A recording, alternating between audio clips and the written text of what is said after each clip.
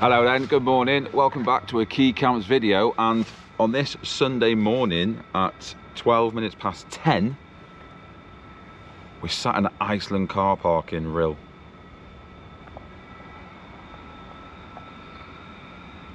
To do a gear checklist from my walk from Cardiff to Rhyl. Now, if I feel like I'm rushing this video, it's because it's due to rain very, very soon, and I need to get this video out pretty quick because I want your guys' opinion, if I'm doing things right, if I can do things a little bit better, if my gear's right, and we'll see what you say. So this is the whole point of this video, is to get you guys chatting to me and see if things are going swiftly. Yeah, so if a few of you don't already know, or if you're new to this channel, I attempted to do a charity walk from Rhyl to Cardiff at the end of August, beginning of September. And unfortunately I was on the verge of getting trench foot, so I had to stop. So I am reattempting very soon. I'm not going to do a specific date, but it's within the coming days, and I'm doing it from Cardiff to Rhyl. The train is fully booked. It only cost me 40 quid for a single. Oh look, there's people here now. See, look, awkward. 40 quid for a single, so that's not too bad really for a 4-hour train. So that's all ready to go. I leave Rhyl at 5:30 in the morning, and I get to Cardiff at 18 minutes past 9, and then straight off on to my charity walk. So yeah, let's talk about the charities, and then let's get into the gear. Raising money for WAST, so Welsh Ambulance Service Charity, and also TASC, which is the ambulance staff charity. We're up to £875. Both links will be in the description. So if you'd like to go down there and donate, that would be widely appreciated. And I will also have it on my Instagram and Facebook if you are following me on those two social platforms. And you might be thinking, why those two charities? Well, I work for Welsh Ambulance Service. Again, if you're new to the channel, you wouldn't know this, but if you're regulars, I've spoke about this a few times. So that's the reason why. Pretty simple. Okay then, let's go and look at this gear for my 7-day, 6-night multi-camp trip. Let's get me camping chair. People are coming doing their shopping or going to gym here. They're thinking, wow, what's this guy doing? And just before I start, I'm glad I've got this fleece on, so thank you very much to Baerskin. Baerskin have sent me a few things out actually. This is a tactical, I think it's called tactical 3-in-1 hoodie. I will put the link in the description down below, and I'll put the proper title of the product that I'm wearing on the screen here somewhere. But fantastic hoodie. I've got one in green, and they've also sent me like a raincoat, which is just fantastic. So get onto Baerskin. Yes, I will link their website down below, and I'll also put their Instagram down below in the description. But fantastic bit of warm gear. I won't be taking it with me, it's a bit too heavy, but for things like this. Okay then, so for the 6 nights, 7 days, our projected time frame, I'm going to be carrying a lot of gear because it's not your normal camping trip. I need days worth of food, days worth of clothes, underwear, things like that, as well as my normal camping stuff. So I've opted to go for a bigger bag. I've got the Highlander Ben Nevis 85, my trusty camping bag.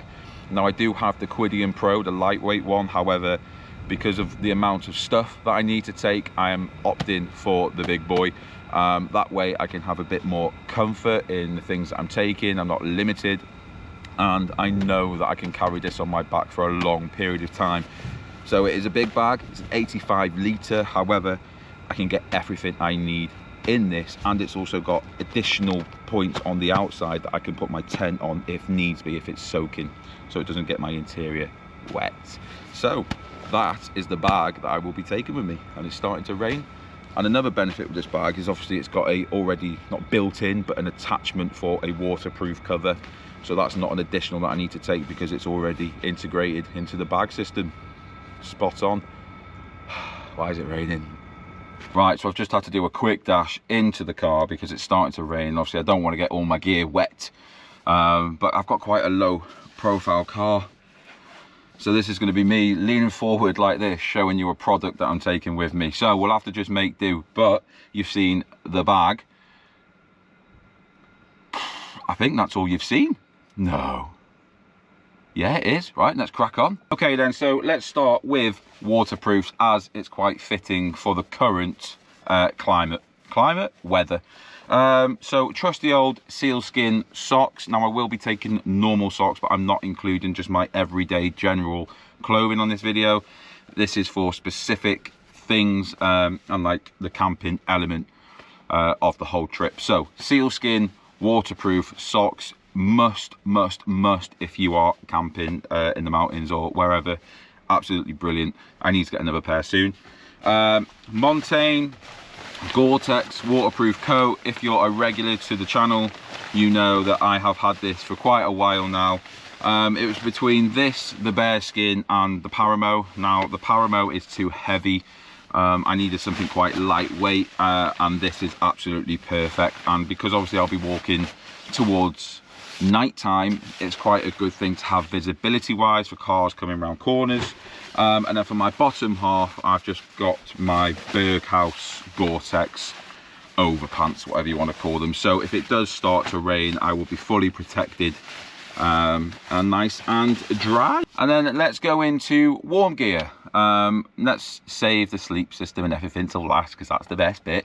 But yeah, so what was I saying? Warm gear. Not taking much. Now I am going to represent Welsh Ambulance with my Welsh Ambulance beanie. I'm going to take a gaiter just to keep the old neckage warm through the night, and then obviously a pair of gloves. They say they're waterproof, they're not. I don't think I've ever found a pair of waterproof gloves. And my mate Cal, he had sealskin ones, they didn't work either. So any recommendations for waterproof gloves, obviously going into the winter now, that would be fantastic. I'm not going to use the sleeping bag as warm gear, but I will mention the mountain equipment down coat. This is quite a big coat, but I went to the Lake Districts not long ago and it was cold, so it's only going to get colder. So the mountain equipment down coat is coming with me. Fantastic. So yeah, that's it for warm gear. Like I said, I'm not going to mention just normal clothing. Now on the topic of keeping warm, warm food, warm drinks. So I'm keeping it very basic, very simple, nothing new. I've gone for my Van Gogh stove, which I can fit a couple of lighters in here if I need to. I've been using this for ages. It's just so reliable, I can't really complain. And with the tent that I've got, I can't get it back in, I've got plenty of vestibule space so I can cook if the weathers are bad. And then I've just got my normal fire maple pot set. So it's one small pot at the top, followed by a large like boiling pan, and then I've got my gas and things inside of there. Nicely neat and tuck away.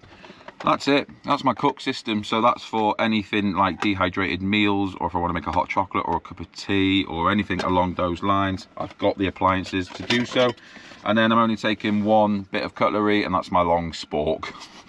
Whee!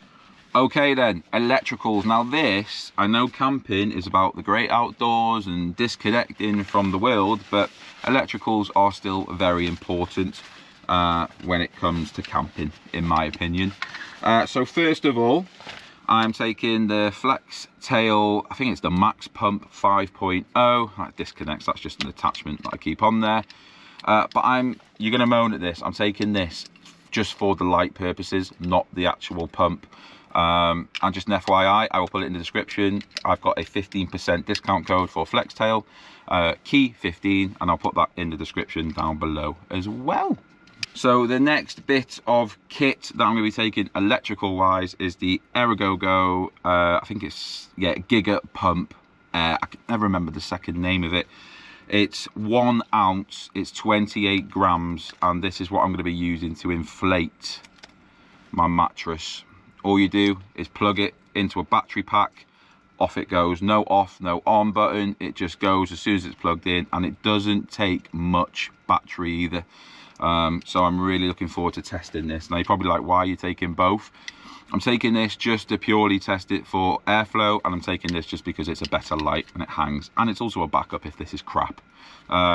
So looking forward to that. I've also got a discount code for Aerogogo that will also be in the description down below. Thank you Aerogogo for sending me this out for the trip, much appreciated.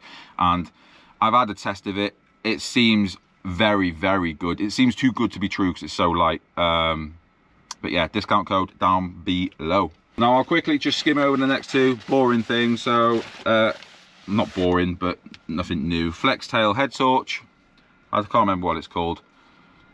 Doesn't actually say, but yeah, Flextail head torch. Remember, discount code in the description. And then I am going to be taking 2 power banks as well. One's a Baerskin, and this one is a Asperks, no idea. But I'll be taking those, and I'll also be taking obviously the wires for everything, and you know, like plug heads, so if I do use a B&B or a cafe on one of the days, I can recharge some of my stuff if I need to. I'm not taking the drone, it's unnecessary weight, and I doubt my views are going to be that good because I'm not going up mountains or anything. And I'm also taking this GoPro, and I've got my other GoPro packed somewhere that it started to rain, so I flapped it. But I will be taking 2 GoPros to try and maximize the amount of footage that I can get. Okay, then, just before we get into the bigger things, just some miscellaneous stuff. So I will be taking microfiber towel, I've got baby wipes, I've got my first aid kit, which will be full of pain relief, plasters, I've got like supplements in there for like iron, B12, folate. I've got lansoprazole in case I get heartburn. Bum butter for chafing. Now, I never chafe. However, when I did do the first attempt, I did chafe. I was soaked for 12 hours, mind, so that might have been a huge factor. But I am definitely going to take the bum butter. Again, thank you, Bum Butter. They sent me quite a few things out. It smells incredible, but I'm most definitely taking this with me. I actually think my first aid kit has one in there already, but that's what's going to be within the first aid kit. And then I just found the second GoPro. So this is a GoPro 10, my old one, and I'm currently filming on the GoPro 12. So yeah, miscellaneous bits. Now let's get on to sleep system. Quick apology just before the sleep system. If you would like to donate, like I mentioned earlier on in the video, the links for both charities will be in the description down below. If you'd like to share my journey, I will be sharing it on Instagram. So if you'd like to follow me on Instagram, the handle is here, and I'll also link that in the description down below, so you can give me a follow and you can follow me in real time, talk to me in real time. That'll be fantastic. So I'm going to need all the support possible, whether that's talking to family, friends, or you guys. It keeps me entertained, and obviously it just keeps me out of my own head when I'm walking 12 hours a day with no music or anything like that, because I'm not taking AirPods. And then the final way, if you would like to support me, is you can buy me a coffee. Again, I will put that link in the description below. Now then, what are we sleeping in? Not telling you about the tent, but I'm going to tell you about the sleeping bag. So very fortunate to have the Nor tent. I can never remember the name. Lyng, L-Y-N-G. Now, it's a big sleeping bag. However, as I mentioned before, it's getting cold. I'm going to be walking 12 hours a day. I'm going to be knackered, and I think I'm going to be getting cold at night just due to fatigue, tiredness, and aches. So, alongside with my big Highlander bag, I've opted in for the big Nor tent Lyng. Okay, it's a massive sleeping bag, but it's bloody warm. Comfort -5, limit -10, extreme -15. I've been in this in the Lake District, and oh my god, it's the best sleeping bag I've ever been inside. It is quite pricey, but it's one of those things where you wouldn't have to worry about being in extreme conditions, because this is just going to keep you toasty as anything. And what I like about it is it's a middle zip. Oh, it's fantastic. So you can turn it into like a blanket, so to speak. So that is what I'm sleeping in. Now, what am I sleeping on? Well, if you're a regular to the channel, you probably know this answer. It's the old trusty Nemo Tensor insulated long wide mat. This thing has been absolutely fantastic since I bought it well over a year ago. There's a bit of mold on it, not much, because I've started to look after it a little bit better. You can tell I've packed this away in a rush. It usually packs down to about there, but this is a fantastic sleeping mat, nice and lightweight, very quick to inflate. All right, sound.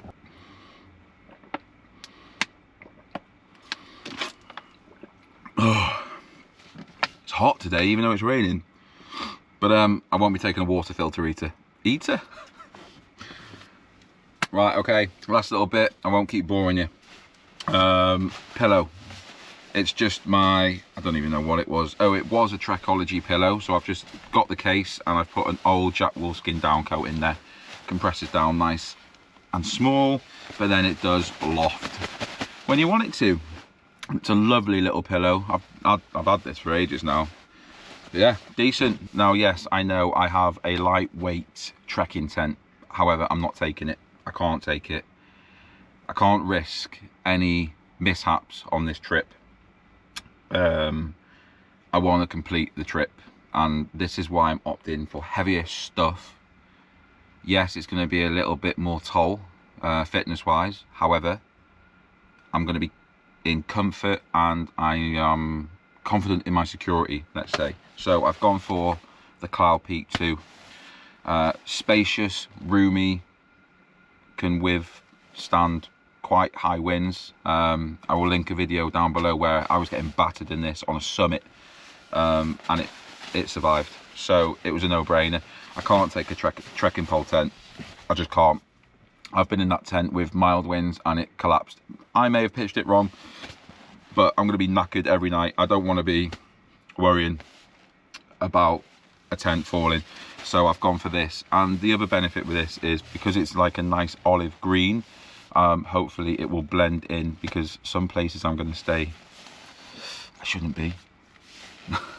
But yeah, so the Nature Hike Cloud Peak 2 did win the race for this one. I was considering taking the Hilleberg because I've not even stayed in it yet, and I've had it nearly 2.5 months, 3 months, but it's not the right time for the Hilleberg. That's being saved for a special camp, and I wanted the room. You know, I've got all this stuff with me, plenty of clothes. I want space to get changed and something easy to put up, put down, know that it's going to be fine. So this bad boy is in for the win. Now, like I said, I'm not going to include like the normal day-to-day things like food and snacks and day-to-day clothing and toiletries, because that's a given. I mean, we should all expect that I was going to take those things.